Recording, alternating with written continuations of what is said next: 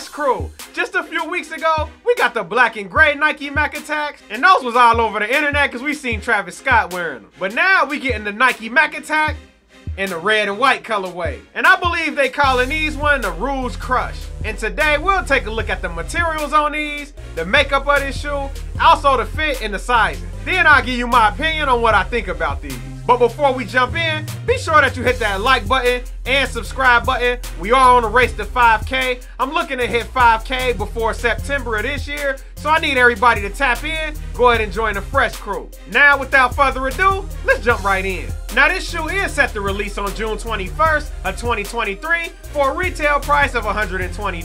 Now, as I said, we did get the black and gray colorway. I was gonna keep those, but I actually ended up selling my pair.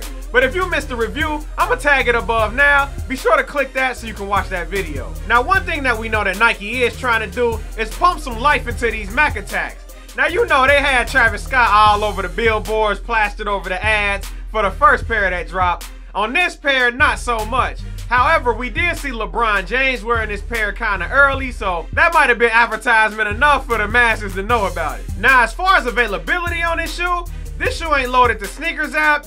I think it's only a sneaker boutique drop. Just like the last Mac Attacks, those didn't drop on the sneakers app either. There was only select retailers who got them. So if you have a sneaker boutique in your area that gets all the exclusive shoes, or a tier 0 Nike account in your area that get like all the exclusive Jordans and that type of boutique, you definitely want to tap in to see if they got raffles or if they have some type of release information on how they gonna get this shoe out. Now, when it comes to the resale prices on this shoe, you can pick up my size 12 for slightly under $200 at this present time. Now, just like the black and gray pair, a lot of those are going for around the $200 range also, and that was before drop.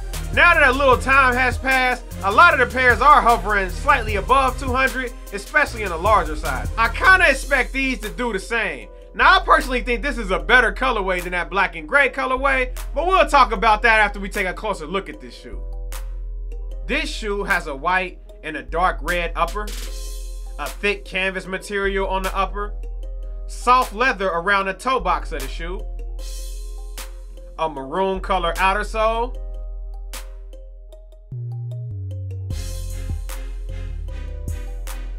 with a checkered Nike pull tab.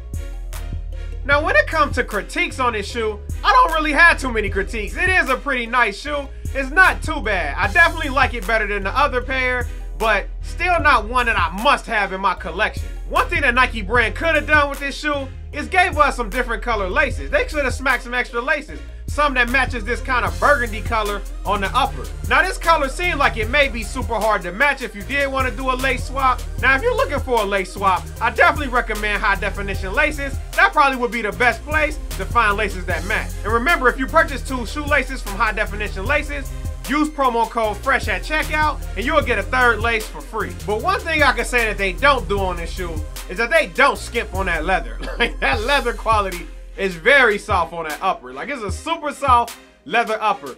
Now, the same critiques apply for this shoe as the last one. The tongue on this shoe is just ridiculously thin. I'm talking about white paper thin. Like, you can almost see through it. It's that thin. Like, it's no padding in the tongue. As well as just the whole construct of the shoe. It's a super flat shoe. I have a wide, flat foot, and this shoe is kind of uncomfortable for me. It just came out at a time where there wasn't much technology in the shoes. You know, it was just a basic rubber outer sole, and that's all you got. You know, no type of air technology or no type of arch support or nothing. So that is a drawback of this shoe. So if you plan on wearing it for a long day, it might not be that comfortable. Now, when it comes to the fit and the sizing of this shoe, you can go true to size if you want more of a snug fit. I would recommend going up half a size for all the reasons I mentioned before, as well as it is just a more narrow shoe than normal. Now, one thing I am curious about is whether or not this shoe will catch on in the future. I know right now Nike gonna probably push out a few more colorways, maybe collab with a person or two to try to get his shoe some hype, but I just don't know if it'll catch on. I think they kind of waited too long to retro these. We haven't seen these since the early 80s. I want to say it was like 1984 was the last time we got these shoes, and then they just retroed them about a month ago. So going over 30 years without seeing the shoe, it may make the shoe kind of hard to bring back alive. But time will tell, and you know, hype moves in mysterious ways. All you need is the right person to collab, which would be Travis Scott. If you get Travis Scott a pair of Nike Mac Attacks that actually have his name attached to it, I guarantee the hype of these will come back. But as of now, they are keeping the quantity limited, and I think rightfully so, because if they mass produce these, I think these shoes would sit. But if I had to rate this shoe between 1 and 10, with 1 being the worst, 10 being the best, this is about a 6.57. It's about a 7 in the class. It get a C. It definitely passes. It's not great. I do like this colorway better than the other colorway, but I just like the more nostalgic look of the other one. Like, you know, it's true to form. The last one was true to form. I never seen this colorway before. I don't know if this colorway even really released back in the 80s, but it does look a little better now. Will I keep these in a collection? I'm still on the fence about it. I just don't really need Mac Attacks, especially in this colorway. You know, it is a colorway that would be easy to drip, but I just don't really like how they look on my foot. And with a wide flat foot, I'm pretty sure it would be uncomfortable if I try to wear it over an hour anywhere. But before we get out of here, I want to hear from the Fresh crew. Are y'all gonna pick up these Nike Mac Attacks? Or y'all gonna let them sit? Drop it down in the comment section below. And I need you to join the Fresh crew.